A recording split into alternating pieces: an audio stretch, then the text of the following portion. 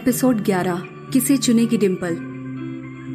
डिम्पल को गुम हुए अब पूरे 3 दिन हो गए थे और उसका कोई अता पता नहीं था। वरुण को डिम्पल की चिंता होने लगी थी। अब तो डिम्पल के हॉस्टल वालों को भी डर लगता है और वरुण डिम्पल के हॉस्टल पहुंच जाता है वरुण से बात करने। वरुण वार्डन से बोलता है कि उन्हें अब पुलिस कंप्लेन कर देना चाहिए और तभी उसे वार्डन से पता चलता है कि उन्होंने ऑलरेडी पुलिस कंप्लेन कर दी है। वरुण हताश होकर अपनी कॉलेज पहुंचता है। कॉलेज के फर्स्ट फ्लोर के किसी कॉर्नर वाली जगह पर माया किसी लड़के के साथ मेकआउट कर रही थी। वरुण डिम्पल की चिंता में इतना गुम हो गया था कि उसे माया वहां होते हुए भी नजर नहीं आई और ये वरुण की लाइफ में पहली बार हो रहा था, क्योंकि आज से कुछ दिन पहले तक ये वही वरुण था जो किसी कुत्ते की तरह अपनी माया को कई मीटर दूर से सूंघ लेता था और आज वो माया के बगल से चला गया और वरुण ने उसे नोटिस तक नहीं किया था। अब ये वरुण की जिंदगी में आई हुई नई लड़की डिम्पल का कमाल था या फिर वरुण सच में माया को अपनी जिंदगी से निकाल चुका था, ये तो सिर्फ वरुण ही बता सकता है।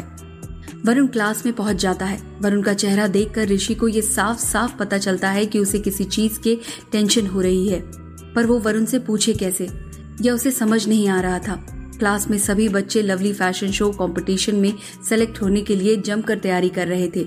वैसे तो वरुण अटेंडेंस के चक्कर में वो अपना मन मार कर कॉलेज तो आ गया था, पर कई रीजनों के कारण वरुण का पढ़ाई में ध्यान नहीं लग पा रहा था। उतने में प्रोफेसर अवस्थी वरुण को उसके best out of best costume के बारे में पूछते हैं, तो वरुण अपने बैग से उसका बनाया हुआ हाफ स्टिच्ड जैकेट दिखाता है। ये कलरफुल जैकेट वरुण ने अपने सारे फटे पुराने कपड़ों को जोड़कर बनाया था। ये देखकर प्रोफेसर अवस्थी एकदम खुश हो जाते हैं और वरुण को सबके सामने कॉम्प्लीमेंट देते हुए बोलते हैं, Varun I think you are back on track. अगर तुमने टाइम से कंप्लीट कर दिया तो आई फील तुम डेफिनेटली टॉप 3 स्टूडेंट्स में से एक होगे जो हमारे कॉलेज को रिप्रेजेंट करेगा लवली फैशन शो में। ये सुनकर द रिच एलीट्स गैंग के सारे लोग वरुण से भन्ना जाते हैं। प्रोफेसर अवस्थी अब रोहन का कॉस्ट्यूम देखते हैं और पूरे क्लास के सामने उसके कॉस्ट्यूम का मजाक उड़ाकर कहते हैं कि जो कॉस्ट्यूम डिजाइन उसने बनाया है वो तो कोई 5वीं का बच्चा भी बना सकता है। यह सुनकर अब पूरा क्लास रोहन पर हंसता है। ये सुनकर रोहन गुस्से में आकर प्रोफेसर अवस्थी से बोलता है, आपको मेरे डिजाइन्स तो बकवास लगेंगे ही सर, क्योंकि आपको तो ये कंपटीशन वरुण को ही जिताना है। प्रोफेसर अवस्थी अब रोहन को सबके सामने डांटते हुए बोलते हैं, रोहन तुम्हारी इस बदतमीजी के लिए मैं तुम्हें इस कंपटीशन से निकाल सकता हूँ and call your parents tomorrow. उनसे मिले बहुत टाइम हो गया है, तुम्हारी तारीफ तो जमकर मैं तुम्हारे पेरेंट्स के सामने ही करूंगा। क्लास की घंटी बजती है और प्रोफेसर अवस्थी अब क्लास से बाहर निकल जाते हैं। अब रोहन वरुण का रास्ता काटता है। वरुण रोहन को साइड करके निकलने की कोशिश करता है, पर समर और दिग्विजय उसका रास्ता रोक देते हैं। वो तीनों अब क्लास के सभी स्टूडेंट्स के चले जाने का वेट करते हैं और आखिरी 2 फीमेल स्टूडेंट्स को दरवाजा गार्ड करने के लिए कहते हैं। पहले तो एक लड़की ये काम करने से मना करती है कि हम क्यों चौकीदारी करें, तुम्हारे 2 मेल फ्रेंड्स है ना, उनको बोलो ना, चौकीदारी वैसे भी लड़कों का काम है। और रोहन गुस्से में उसको देखता है और बोलता है, अब कहा गया तुम लड़कियों का फेमिनिज्म और इक्वालिटी का ज्ञान, चुपचाप जाकर दरवाजे पर नजर रखो, वरना तुम्हारे डिजाइन का भी वही हाल करूंगा जो मैं अब इस वरुण के कॉस्ट्यूम का करने जा रहा हूँ। ये सुनकर दूसरी लड़की पहली वाली लड़की को धकेल देती है और दोनों अब दरवाजे के बाहर पहरा दे रहे हैं। वरुण समझ गया था कि रोहन अब क्या करने वाला है। वरुण अब उसके बैग को कसकर पकड़ता है और जैसे ही रोहन उसके बैग के पास आता है वो रोहन को अपने बैग से दूर करने के लिए जोर से धक्का मारता है और रोहन नीचे गिर जाता है। ये देखकर दोनों राइट हैंड और लेफ्ट हैंड समर और दिग्विजय अब वरुण के हाथ से उसका बैग छीन लेते हैं। चारों के बीच हाथापाई होती है और ये देखकर लड़कियां घबरा जाती हैं और वहां से भाग जाती हैं। रोहन अब वरुण के बैग से उसका जैकेट निकालता है और उसका जैकेट फाड़ देता है। ये देखकर वरुण को और गुस्सा आता है और वो रोहन को एक मुक्का मारता है। अब प्रिंसिपल और कॉलेज के 1-2 प्रोफेसर और आते हैं और इन चारों को एक दूसरे से अलग करते हैं। प्रिंसिपल उन चारों को अपने रूम में बुलाते हैं और रोहन को डांटते हुए बोलते हैं, रोहन तुम्हारी गुंडागर्दी तो इस कॉलेज में बढ़ती ही जा रही है। तुम बच्चे हो ये सोचकर हम तुम्हें छूट देते रहते हैं, पर आज तो तुमने सारी लिमिट्स ही क्रॉस कर दी हैं। रोहन वरुण के ऊपर इल्जाम डालता है और प्रिंसिपल रोहन को चिल्लाते हुए बोलते हैं, फालतू में तुम रोहन के ऊपर ब्लेम मत डालो। मुझे वो 2 लड़कियों ने सब सच बता दिया है जिन्हें तुम चौकीदारी करने के लिए बाहर रखे थे। Call your parents now. बहुत हो गया तुम्हारा नॉनसेंस। रोहन अब अपने पापा को कॉल करता है और प्रिंसिपल रोहन को अपना फोन स्पीकर पे डालने के लिए कहते हैं। रोहन के पापा कॉल उठाते हैं और अब प्रिंसिपल रोहन के पापा से उसकी शिकायत लगानी स्टार्ट करते हैं और वो रोहन के पापा से पूछते हैं, आपका बेटा ऐसा गुंडागर्दी करता घूमता है कॉलेज में, अब आप ही बताइए मैं क्या करूं उसके साथ। रोहन के पापा प्रिंसिपल को बोलते हैं कि उन्हें जो करना है वो रोहन के साथ कर सकते हैं, क्योंकि फिलहाल मैं एक इम्पोर्टेंट मीटिंग में बिजी हूँ, जो कि मेरे लिए रोहन की बदमाशियों के किस्से सुनने से ज्यादा इम्पोर्टेंट है। वो अब कॉल काट देते हैं और ये सुनकर रोहन को बहुत बुरा लगता है कि उसके पापा को अपने बेटे की चिंता से ज्यादा उनकी बिजनेस मीटिंग्स इम्पोर्टेंट हैं।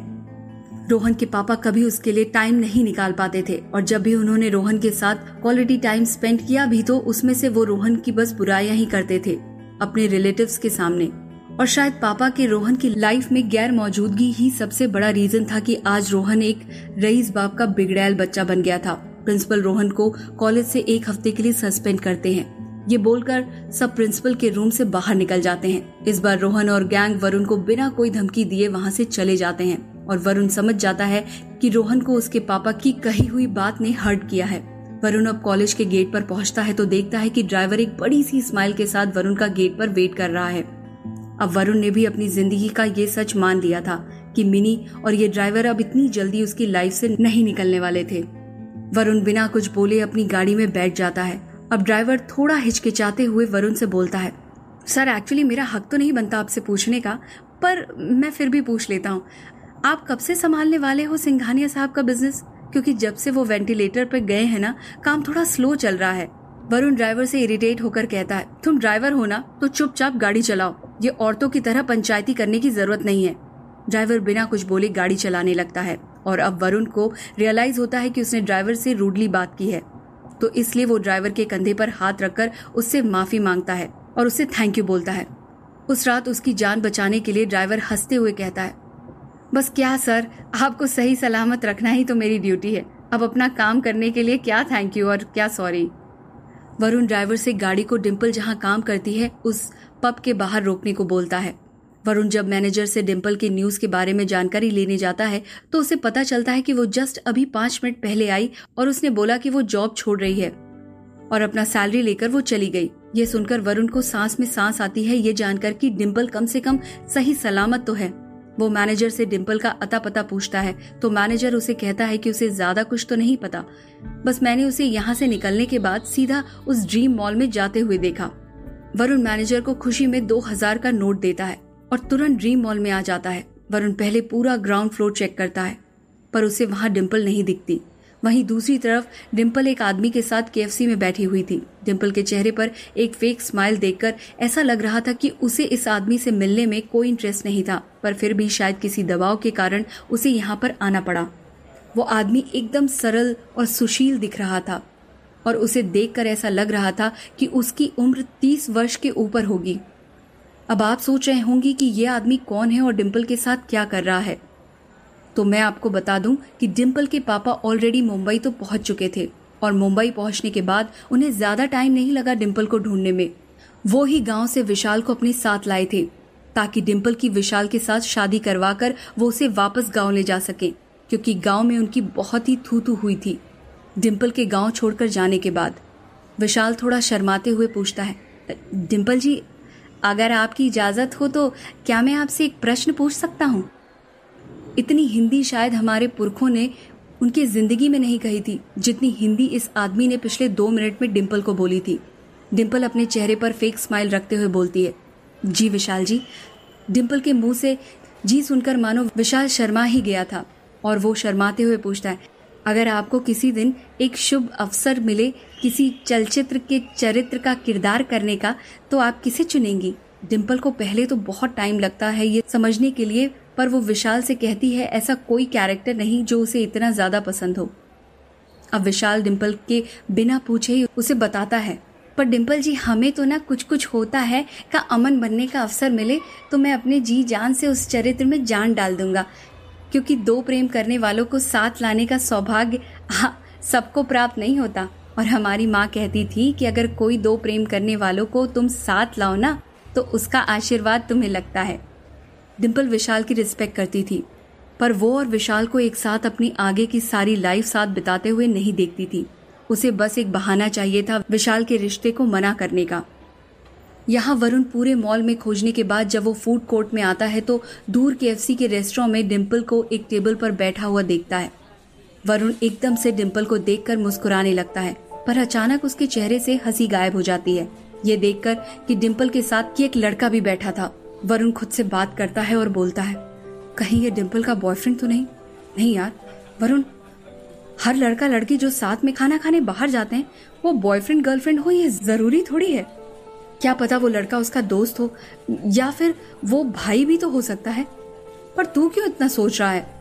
तुझे कौन सा उसे प्रपोज करना है? तुझे तो बस उसका हालचाल पूछकर वापस आना है। ये सोचकर वरुण हिम्मत करके डिम्पल की तरफ बढ़ता है और दूर से डिम्पल भी वरुण को देखती है और उसे नजरअंदाज करने लगती है।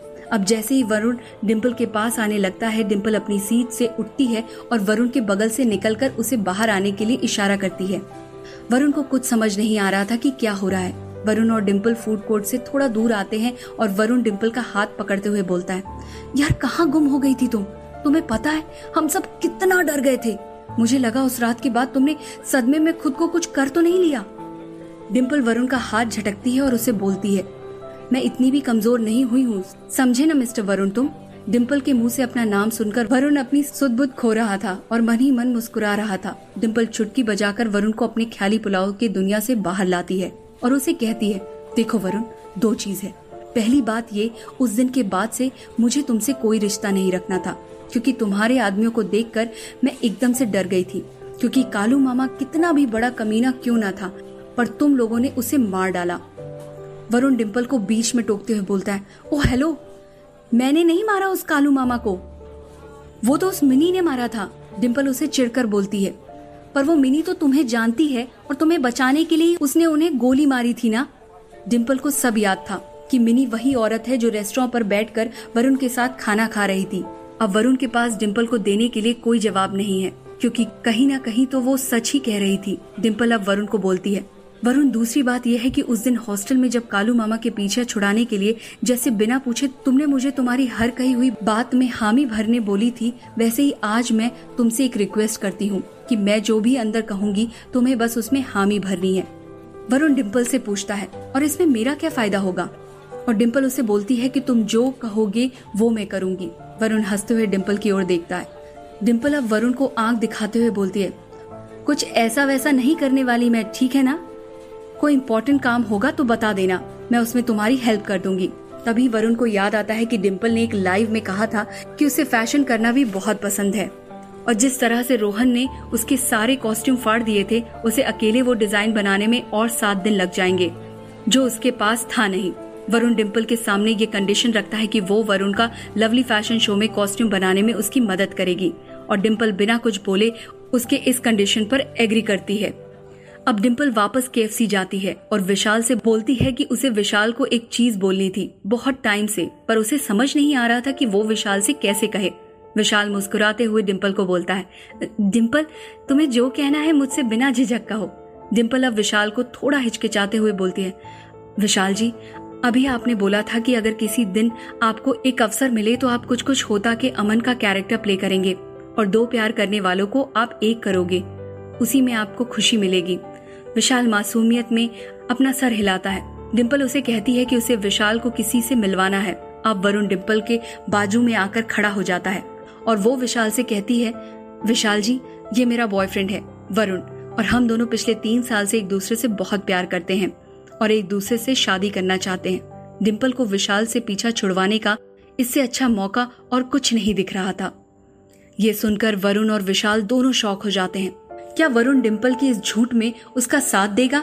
और क्या विशाल रियल लाइफ में अमन बनेगा या फिर डर पिक्चर का राहुल मेहरा बनेगा? जानने के लिए सुनते रहिए लक बाय चांस का अगला एपिसोड सिर्फ पॉकेट FM पर।